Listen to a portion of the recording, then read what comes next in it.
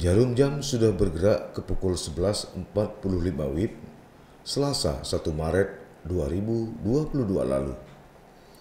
Hari itu, usai makan siang di rumah ibunya, Muhammad Yusuf atau akrab disapa Burak memilih duduk atau istirahat pada salah satu warung kopi milik Sayuti tak jauh dari rumah ibunya, Gampung atau Desa Alungom, Kecamatan Nibung, Kabupaten Aceh Utara, Provinsi Aceh.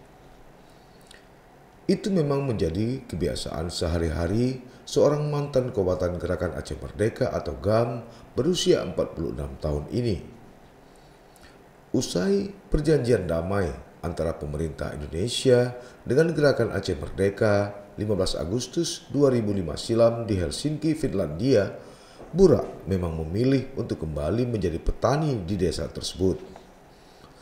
Begitupun 15 menit kemudian atau persis pukul 12 WIB hari itu, untung tak dapat diraih, malang tak dapat ditolak.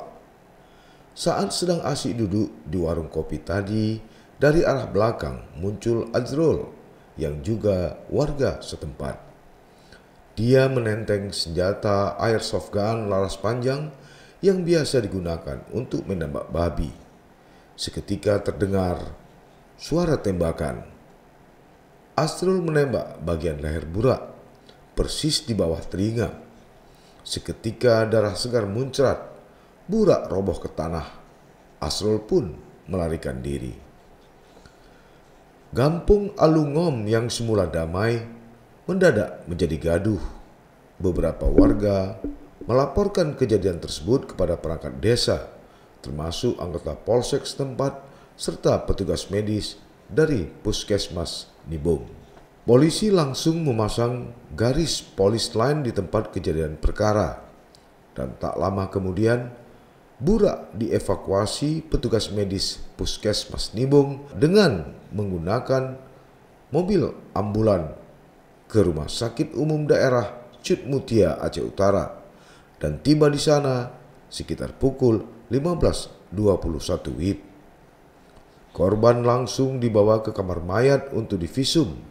1 jam kemudian, jasad Burak dibawa pulang dengan menggunakan mobil ambulan ke Desa Alungom untuk dikebumikan. Peristiwa itu begitu cepat tersiar kepada rekan-rekan korban, sesama anggota Komite Peralihan Aceh atau KPA, khususnya wilayah Paseh, media sosial, maupun media cyber. Juru bicara KPA wilayah Samudra Paseh, M. Joni, mengecam keras aksi brutal dan sadis ini. Diakui Joni, Burak adalah kombatan GAM wilayah Paseh. Itu sebabnya dia minta jajaran kepolisian mengusut tuntas kasus tersebut. Ia juga menyampaikan pimpinan KPA sudah meminta kepada para ex-kombatan GAM wilayah Paseh atau rekan-rekan seperjuangan korban untuk tidak main hakim sendiri. Sebaliknya, menyerahkan penanganan kasus tersebut kepada pihak kepolisian. Menurut Joni, Burak adalah tokoh GAM wilayah Paseh. Dia seangkatan dengan almarhum Ahmad Lepun. Pasca damai, sebut Joni, korban dikenal sosok yang baik, tidak pernah mencari masalah dengan orang lain. Sehari-hari almarhum bekerja sebagai petani. Hidup pun sederhana, bahkan bisa disebut tergolong keluarga miskin yang patut mendapat bantuan. Almarhum Burak, jelas Joni, meninggalkan 3 anak yang masih kecil dan sangat membutuhkan kasih sayang seorang ayah. Akibat kejadian tersebut, keluarga sangat terpukul. Begitu ungkap Joni.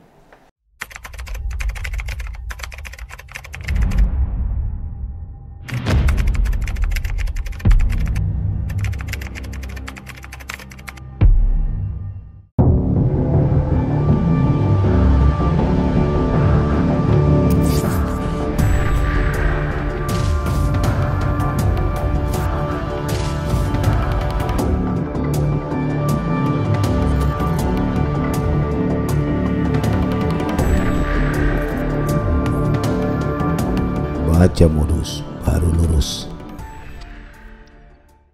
Tak buang waktu, Satuan Reserse Kriminal Polres Aceh Utara bergerak cepat. Hasilnya, tim Opsnal Satreskrim Polres Aceh Utara berhasil menangkap AL alias Azrul di Simpang Lambaru, Kabupaten Aceh Besar, Kamis 3 Maret 2021 sekitar pukul 5 pagi waktu Indonesia bagian Barat. Saat itu, pelaku hendak melarikan diri dengan menggunakan mobil angkutan umum L300 menuju kota Banda Aceh. Diduga, pria berusia 25 tahun ini merupakan pelaku utama penembakan terhadap Burak. Selain itu, polisi juga menciduk dua lainnya, yaitu Asmal alias AM dan Fahrul Raji alias FR. Ketiga tersangka mempunyai peran berbeda dalam melakukan rangkaian pembunuhan terhadap Burak. Tersangka AM merupakan abang kandung Azrul dan telah diamankan sejak Rabu 2 Maret 2022 lalu sekira pukul 23.30 WIB di rumahnya Gampung Alungom, Kecamatan Nibung, Kabupaten Aceh Utara.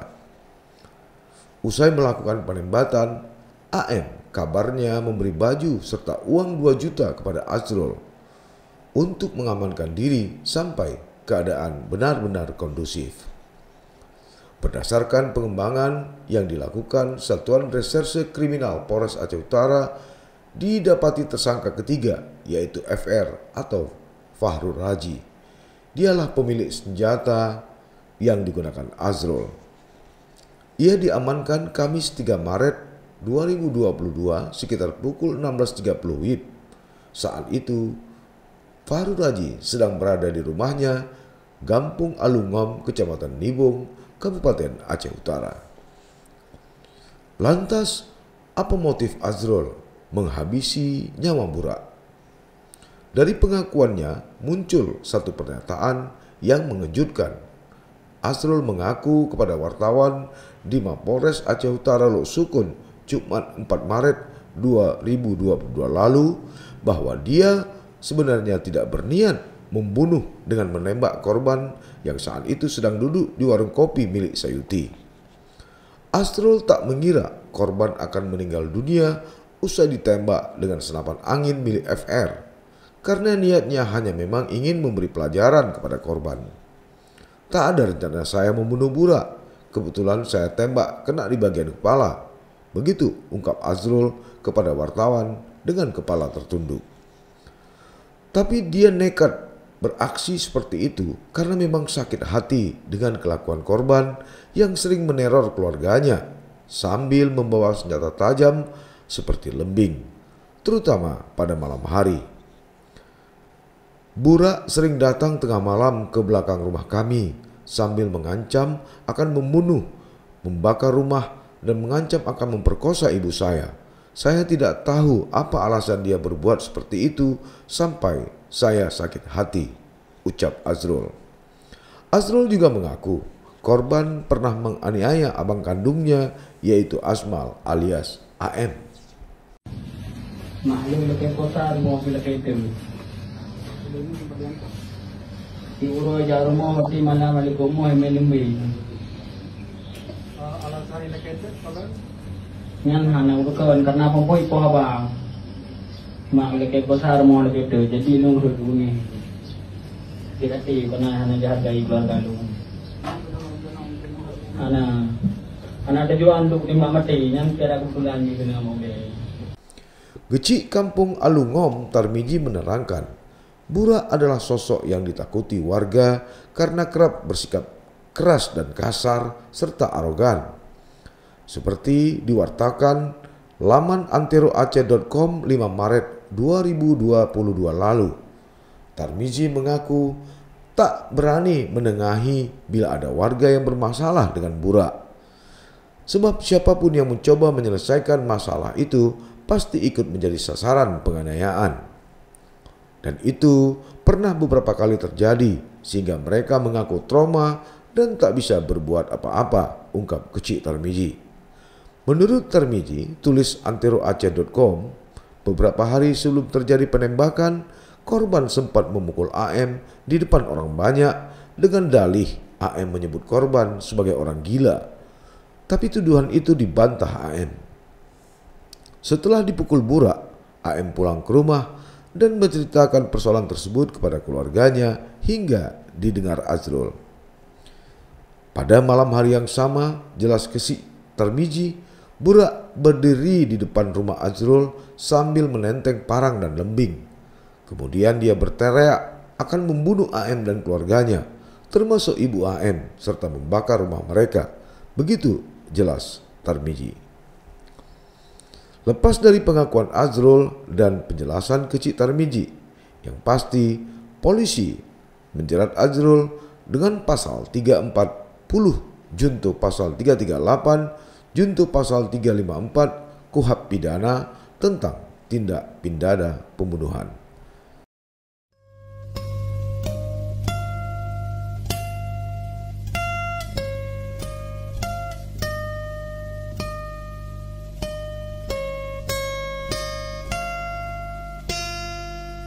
Jangan lupa like, komen, dan subscribe.